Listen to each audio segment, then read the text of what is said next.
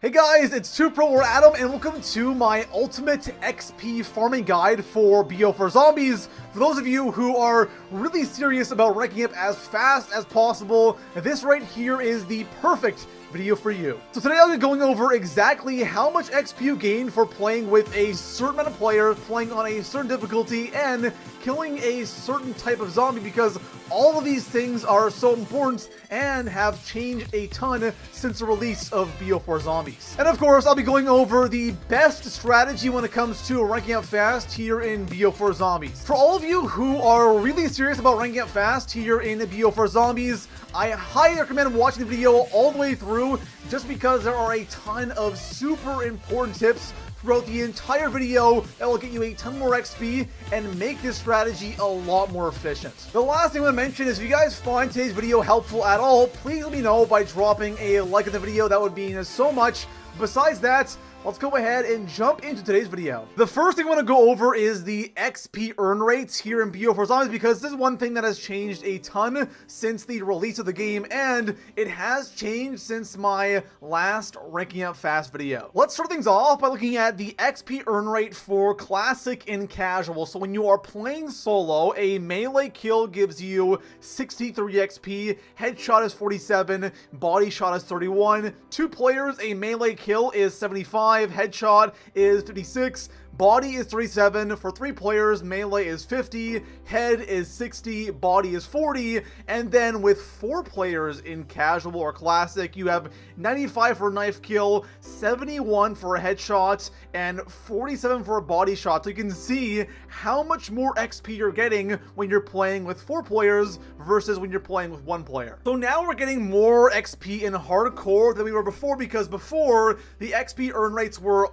the same across all modes, right? So now in Hardcore, we're actually getting a little bit more XP. So for 1 player, a knife kill is 78, head is 59, and body is 39. 2 player, melee is 93, head is 70, body is 46. 3 player, 100 for a knife kill, 75 for headshots, and 50 for body. And then in 4 player, we are at 118 XP for a melee kill, 89 for a headshot, and 59 for a body. So now for realistic, you guys are now getting a ton more XP. So for 1 player, 94 for melee, 70 for headshot, and 47 for body shot. And then in 4 players, 142 for a melee kill. That's insane. 106 for a headshot, and 71 for a normal body kill. And you guys can see 2 and 3 player there as well. But in realistic, you're getting a significant amount of XP and so much more than you are in Casual and Classic. So what is the best mode for earning XP? First of all, realistic is too hard and the zombies are too strong. It just doesn't really work all that well, because instead of zombies being pretty weak on like round 10 or 15 or 20, they're pretty strong and realistic, so you're not going to get the same amount of kills as fast in like Classic, for example. So realistic is instantly out. So Classic / Casual is definitely a good amount of XP, and for the strategy I'm about to go over, Classic especially works really well as well. Casual definitely is not, but overall, Classic still gives you a decent amount of XP. And for those of you who might not be, amazing at zombies, or you're not all that confident, I would definitely recommend trying Classic. Honestly, guys, the way to go if you're playing solo, 2, 3, or 4 player is Hardcore, because Hardcore honestly isn't that much harder. You have 1 less hit,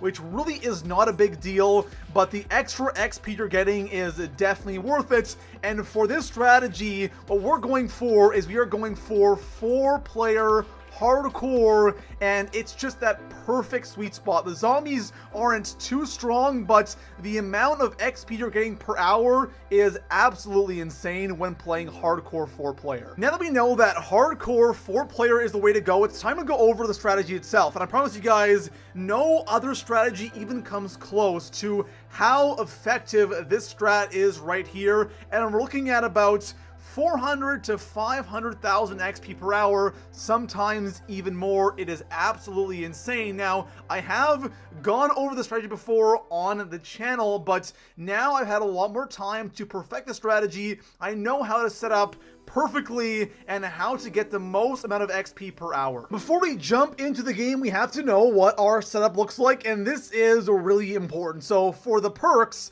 the first perk we want is Dying Wish, because Dying Wish is just always clutch. PhD Slider is also really important, especially if we're playing hardcore, because one of our guns is the Pabst Trench Gun, which shoots grenades. And there are times where you have like 20 health or 50 health, and not having PhD, you end up downing, and it's really annoying again, especially for hardcore. Bandolier, obviously, more ammo is awesome, and then Time Slip in the modifier slot is so important because it will charge our special weapon faster with the modifier, and then the non-modifier charges our equipment faster, which is really nice as well. For our special weapon, Overkill is a must. No other weapon in the Ether story is good for the strategy, so Overkill 100%.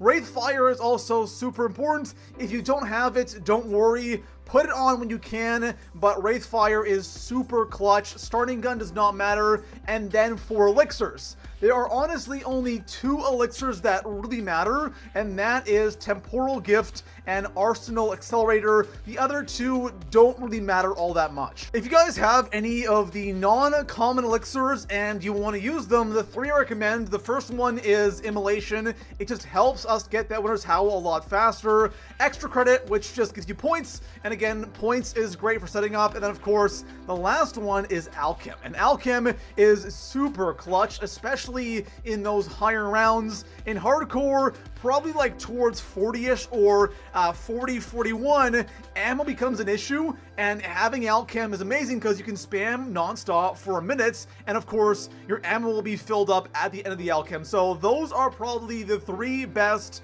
non-classic elixirs for the strategy. I do want to quickly plug in talismans because there are a couple that will be really beneficial for the strategy. The first one is Dimensional Pocket Wraithfire. This gives us an extra Wraithfire, which is always awesome, and that's a common one. And the last ones are rare, and they're called the Major Amulet. There's the first circle, the second circle, the third circle, the fourth circle, and each one of those is a different perk, and that really helps us with our setup because all of our perks are pretty expensive, and not having to buy one of those perks is really nice. Now it's time to start a game of Classified with you and your 3 bots. We have a total of 4 players, and as soon as you spawn in, what you want to do is you want to get as many headshot kills as possible. Please don't try knifing because the bots have aimbots and they will steal all of your kills if you try knifing. So go ahead, get as many headshots, kill them as soon as they spawn,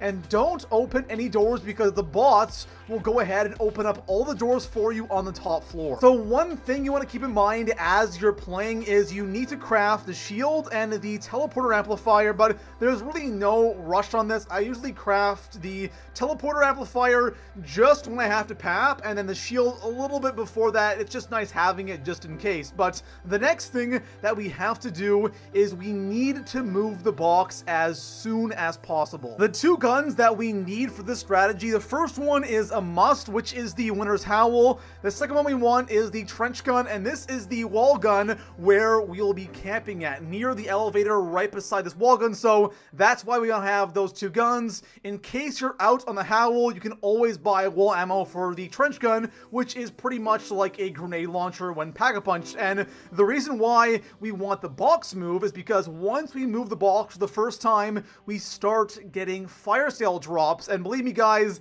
the Winter's Howl can be sometimes annoying to get, so getting those fire sales in the early rounds and spamming the box, especially since we have temporal, it is really nice to have that going as soon as possible. The box will always spawn spawn in 2 locations to start the game. The first one is on the top floor near the brew perk. It usually spawns there. The second location is when you go down the elevator for the first time, turn to your right, and that is the second location. They will always be in one of those locations to start the game. As you're hitting the box, what you want to do is you want to get a couple of decent guns while you're trying to move the box, because we're going to use those guns to farm some points for the first like 10-15 rounds. So it doesn't really matter all that much because most guns are going to be decent for the first 10 to 15 rounds. So once the box has moved, and let's say you're on the top floor, the box started on the top floor, once the box moves, you want to go to the elevator and bring all of the bots down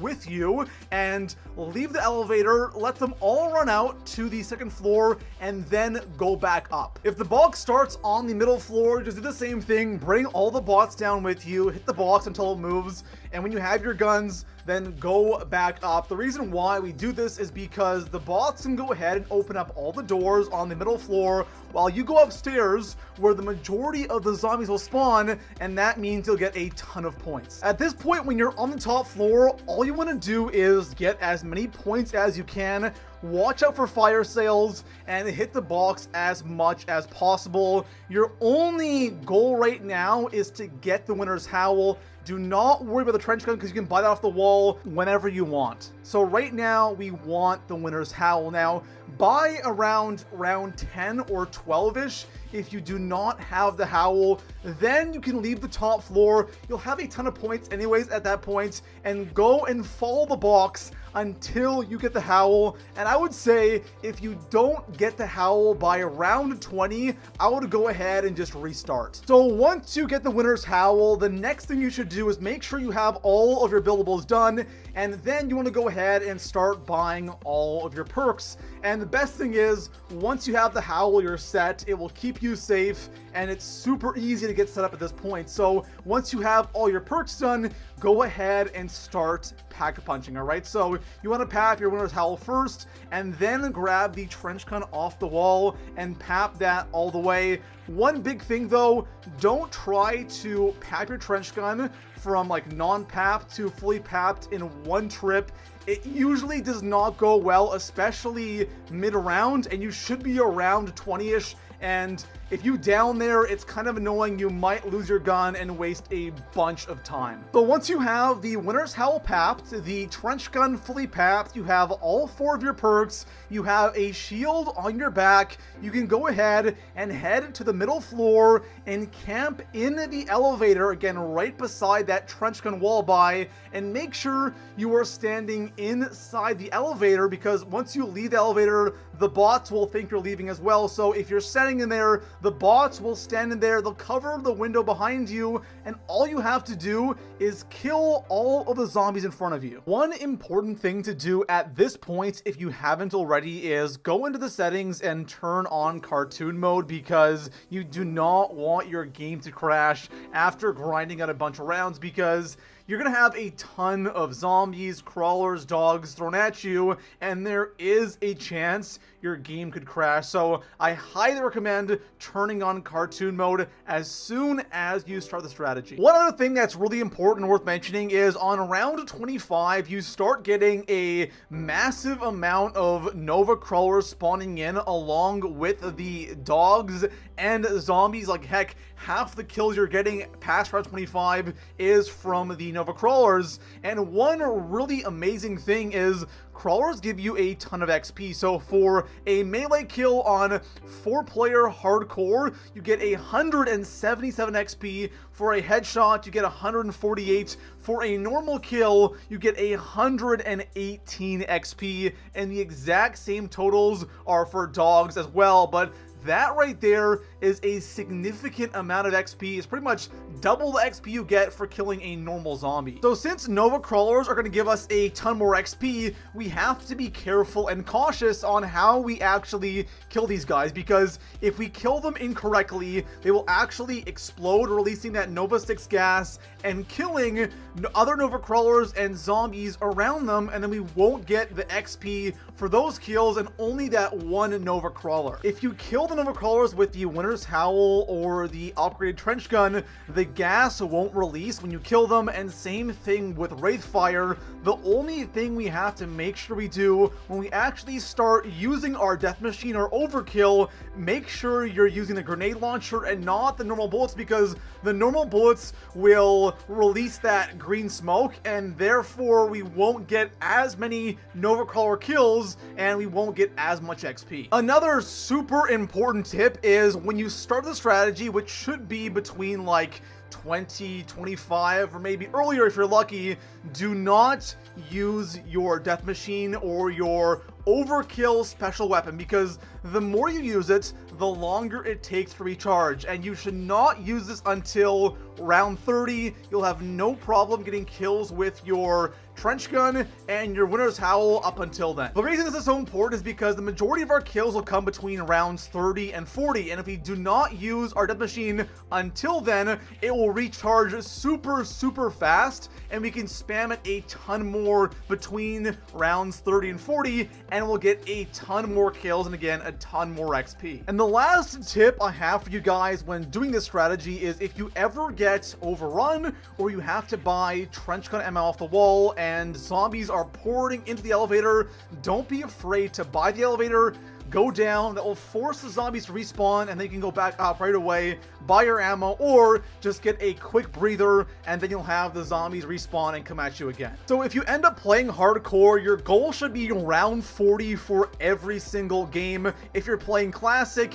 you could probably go for 45 or 50, no problem, but hardcore again is the way to go, just because you're getting a lot more XP per kill. That means you're going to get a lot more XP per hour compared to playing classic or casual. The last thing I had to mention is the amount of XP you get per hour all depends on one thing, and that is how fast can you set up. Because if you have a game where you don't get the Howl until like round 19, round 20, and you have to just start upgrading your guns and buying your perks on round 20, obviously your setup is going to be a little bit longer. But if you get it on like round 10 or 8 or 6 or even 12, you'll set up a lot faster, and then that way you can get in the strat earlier and get more kills, get more XP, and you'll get a ton more XP per hour. So there you have it, guys. I know that was a super long video, but I hope I made everything super clear. And if you guys want to rank up here in BO4 Zombies as fast as possible, I promise you